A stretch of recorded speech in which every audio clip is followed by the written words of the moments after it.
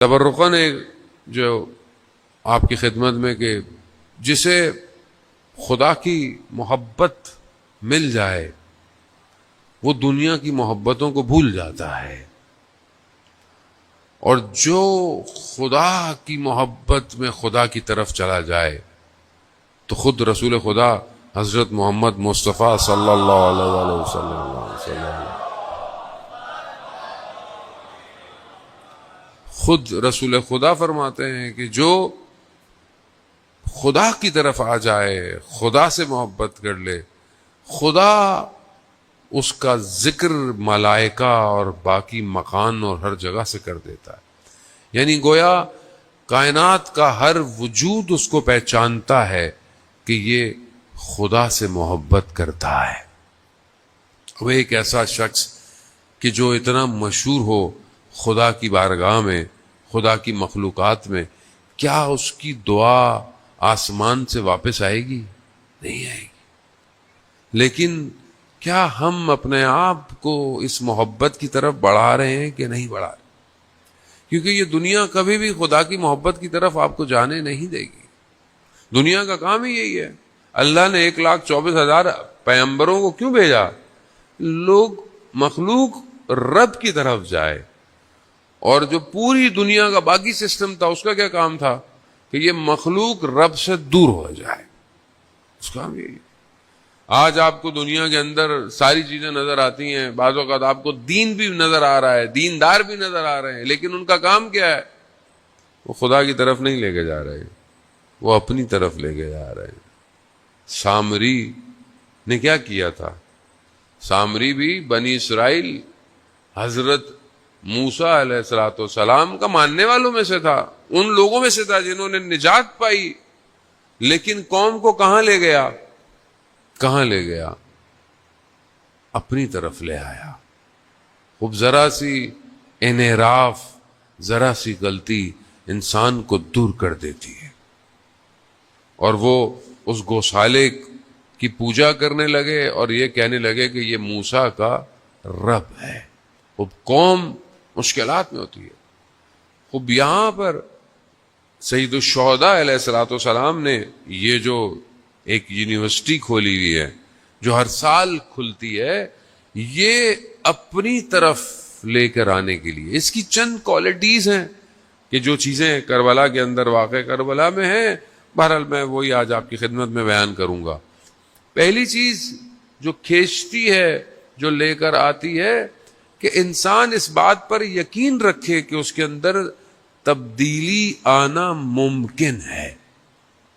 یعنی آپ سوچیں، کیونکہ آج کل دنیا ہے، مایوسی زیادہ ہے، کوئی پوچھے کہ میں تو چینج نہیں ہو سکتا، خاص طور پہ جوان جو ہے وہ کہتا ہے میں کیسے ہو سکتا ہوں، اور اگر وہ خود جوان سوچنا بھی چاہے کہ میں چینج ہو سکتا ہوں، اس کے دوست اس کو کہتے ہیں نہیں، تم تو کبھی بھی چینج نہیں ہو سکتے، تم اور نماز پڑھو گے، تم اور قرآن پڑھو گے، تم اور اچھا کام کرو گے، خوب دنیا۔ وہ پہلی چیز یہ ہے کہ انسان کو یقین ہونا چاہیے کہ وہ تبدیل، اس کے اندر تحول ممکن ہے۔ آپ دیکھیں کہ سید الشہداء علیہ السلام نے لوگوں کے اندر تحول پیدا کیا ہے، تبدیلی پیدا کی ہے۔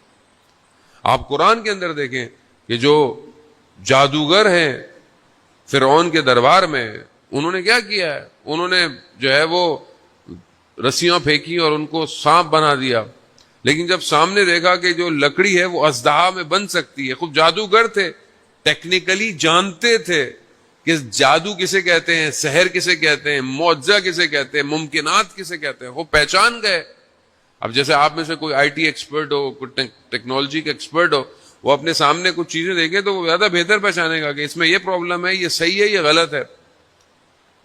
وہ اس چیز کو جانتے تھے۔ جب انہوں نے دیکھا کہ حضرت موسیٰ نے جو ہے وہ عصا کو پھینکا ہے اور وہ اژدہا بن گیا، تو ان کے وجود میں یہ یقین تھا تبدیلی کا۔ وہ کیا ہوا؟ تبدیل ہو گئے، اور ایسے تبدیل ہوئے فرعون نے کہا میں ہاتھ کاٹ دوں گا، میں گردنیں کاٹ دوں گا، ان کا جو بھی کرنا ہے کرو، موسیٰ کے رب پر ہم ایمان لے آئے۔ خوب یہ یقین ہونا. یعنی کوئی تصور کر سکتا ہے کہ فرعون کے ساحر موسیٰ کے رب کو مان لیں گے؟ نہیں، تبدیلی ممکن ہے. دوسری چیز کہ جب انسان تبدیل ہو رہا ہو یا اس کو تبدیل کرنا ہو تو اس کا طریقہ، اس کا راستہ، یہ بہت امپورٹنٹ ہے. کس طریقے سے جو ہے وہ تبدیل کیا جائے. آئیں حضرت موسیٰ ہی کا لے لیتے ہیں. جب حضرت موسیٰ فرعون کے پاس جا رہے ہیں تو قرآن نے حضرت موسیٰ کو کیا ڈائریکشنز دیے. مطلب آپ کے سامنے فرعون جیسی شخصیت ہو جس نے ظلم کیا، بنی اسرائیل کو شکنجے میں رکھا، حضرت موسیٰ کو کتنی تکلیف ہوئی، ان کو نکلنا پڑ گیا. اس کے بعد اب آپ جا رہے ہیں، آپ خدا کے نمائندے بھی ہیں، پاورفل بھی ہیں، سب کچھ ہے، تب آپ کیسے جائیں گے؟ ہم میں سے اگر کسی کو موقع مل جائے کہ کسی کو صحیح کرنا ہے، کیسے جائیں گے ہم؟ مگر قرآن حضرت موسیٰ سے کیا کہہ رہا ہے کہ جب موسیٰ کے پاس جانا تو قول لعین یعنی آرام سے گفتگو کرنا. یعنی خدا فرعون کو بھی موقع دینا چاہتا ہے. طریقہ ہے. ہمارا طریقہ کیا ہے؟ ہماری گفتگو کیسی ہے؟ ہم اگر کسی کو ہدایت دینا چاہتے ہیں یا کسی کو اچھی بات کرنا چاہتے ہیں تو ہمارا جو ہے وہ ایکشن کیسے ہونے چاہیے؟ ہم اپنے گھر میں کیسے ہیں؟ 4 باتیں اگر مذہب کی ہمیں پتہ چل جائیں، اگلے والے بیچارے کا تو ہم کپڑے جو ہے نا بیچارے کی کھال بھی اگاڑ دیتے ہیں. تمہیں کیا پتا؟ تمہیں مذہب کا کیا پتا؟ تمہیں مذہب کیسے آتا ہے؟